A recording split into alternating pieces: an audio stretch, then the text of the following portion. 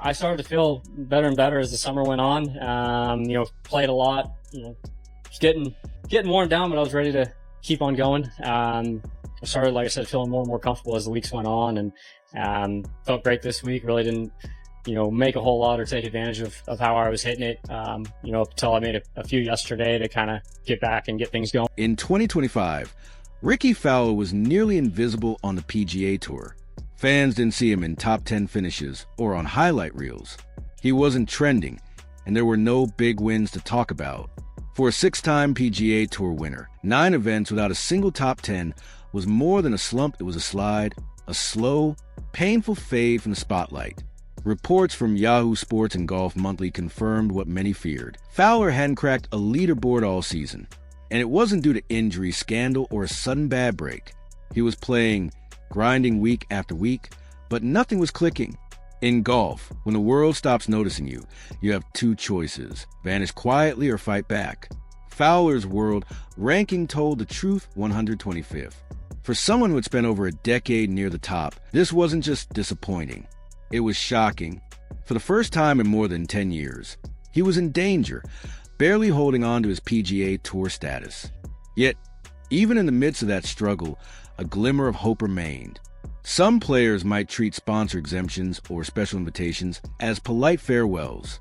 Rickie Fowler saw them differently as firepower, as a chance to fight, a lifeline to prove that he still had what it takes. This wasn't a charity appearance. It wasn't a thank you for the memories gesture. This was survival.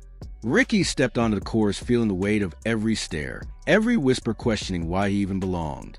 Instead of defending himself, he used it as fuel. "The negativity actually helps me," Fowler told ESPN. "It motivates me to prove people wrong." That wasn't empty talk. It was a warning. Doubt had become drive. And when that happens, the result can be dangerous for opponents and for the record books. The course became a battlefield of precision and nerve. Every struggling pro knows how quickly a round can chew you up, but that morning, Fowler flipped the script. Hole by hole, he rebuilt his confidence. Hole 1 solid, hole 2 steady, hole 3 calm. Then came 4, 5, and 6. Birdie, birdie, birdie, clean, fearless, locked in the kind of run that doesn't whisper. It roars. Suddenly, the man everyone had written off was lighting up the leaderboard in red.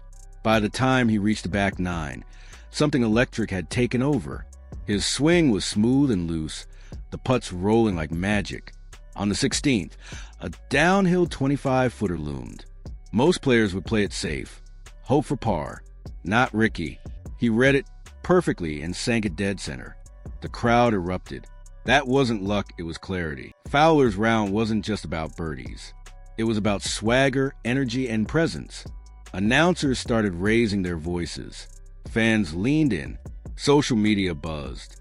Rickie Fowler wasn't just surviving anymore. He was taking over. He wasn't competing, he was commanding. And here's the kicker. He needed a sponsor exemption just to play. By the time his final putt dropped on 18, his scorecard flashed to 63. 7 under par, tied with Colin Morikawa and just 2 shots behind Keith Mitchell's 61. The spotlight wasn't on Mitchell or Morikawa.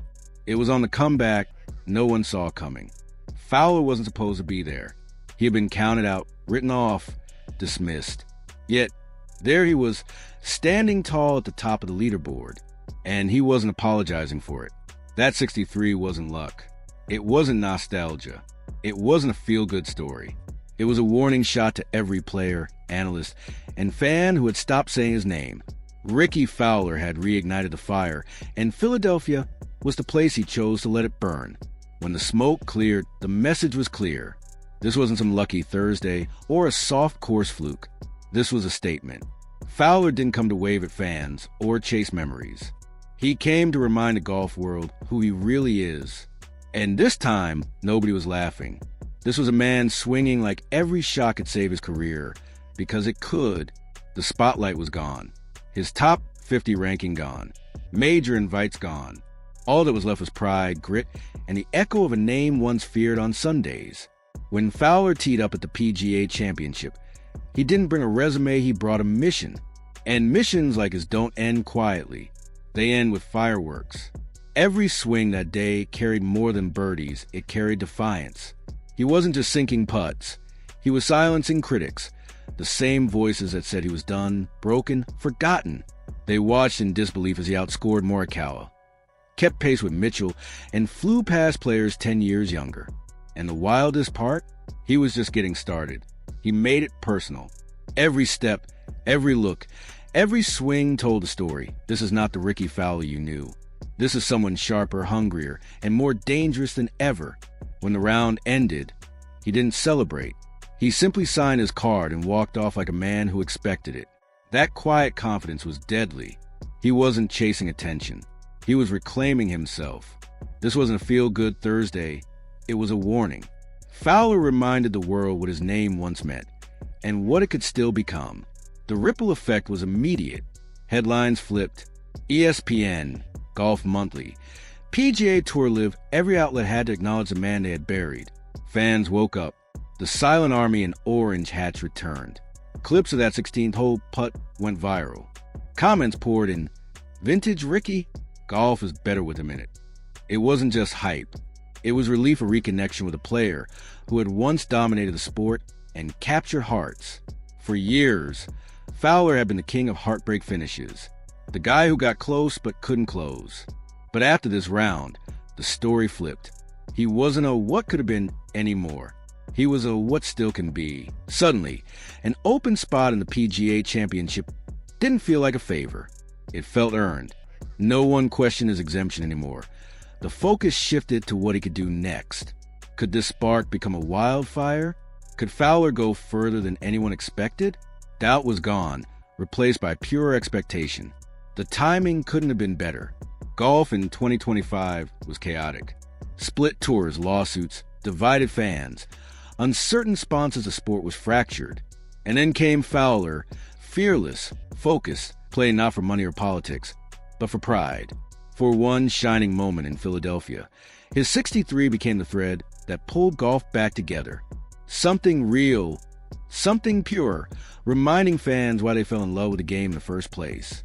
Stats impress, but stories endure. And Fowler's story reminded everyone that golf isn't just numbers. It's drama, heart, and unrelenting determination. That 63 wasn't just a score. It was a message. Rickie Fowler still matters. He wasn't playing for pity or nostalgia. He was playing to compete. While others played it safe, he went all in, fueled by hunger and focus. Every putt, every swing carried history, pride, and the weight of every missed opportunity over the past seasons. The comeback wasn't quiet. It was loud, sharp, impossible to ignore. And it didn't end with a trophy. It hadn't even started yet. Fowler's 63 flipped the narrative. He went from forgotten to headline.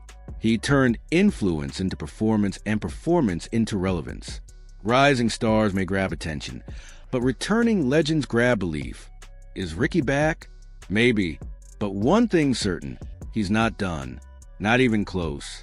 If he keeps swinging like this, the next Sunday roar won't come from a fresh face. It will come from a familiar man in orange, walking tall, proving that comebacks aren't given.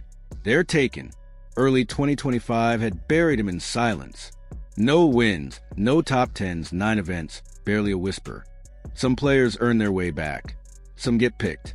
Rickie needed a sponsor exemption to compete. Not a handout, but a lifeline. And he turned that lifeline into fire. He reminded everyone why golf once feared that name. This wasn't a farewell tour or a soft 68. It was a detonation around that blasted off a leaderboard before most fans finished breakfast. Every comeback has a moment where doubt dies. For Fowler, it was in that stretch of birdies early on, that putt on 16 and that final 63. One round wasn't just a score, it was a warning. The clock isn't ticking down on Rickie Fowler anymore. His consistency returned. His putting, that old weapon inside 10 feet, was back. Scoring average dropping. Confidence rising. No swing rebuilds, no drama. No coach changes. Fowler looked settled. Not perfect, but clear. When clarity meets momentum, it stops being a comeback, it becomes a campaign. This 63 wasn't nostalgia, it was a statement. Respect isn't given, it's earned, and Fowler was taking it back quietly but forcefully. The PGA Tour granted him entry, not out of charity, but as recognition of what he still brings to the game. And he weaponized it. Not back in a flash, not for show, but as a threat. Comes a bigger picture. This isn't just personal. Fowler's return shifted the sport's energy. Golf needed hope.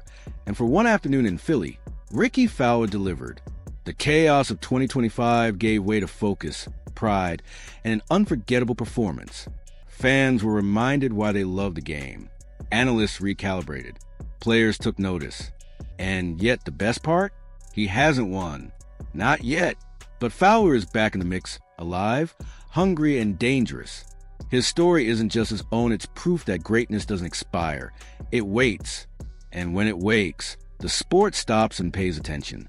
The comeback may be only beginning, but if Fowler keeps swinging like this, the next Sunday roar won't come from a rookie. It will come from the man who refused to fade.